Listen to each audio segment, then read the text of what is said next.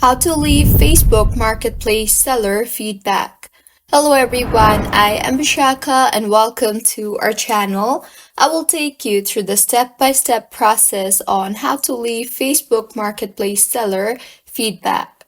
Now, let's get right into the tutorial. Firstly, go ahead and open the Facebook application on your device and tap on the Marketplace icon on the bottom toolbar of your screen, which also looks like a shop.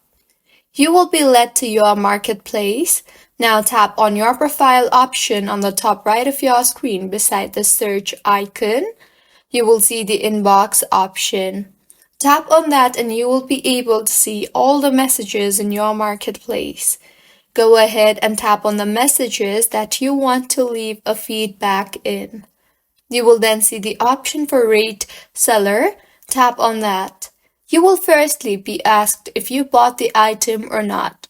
So answer accordingly and further rate the seller by giving them stars depending on your experience.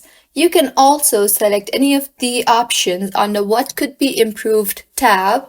Now, tap on the Submit button and this is how you can leave a feedback to Facebook Marketplace seller. If you find this tutorial helpful, please like the video and do subscribe to our channel for more contents like this. Thank you for staying with us until the end.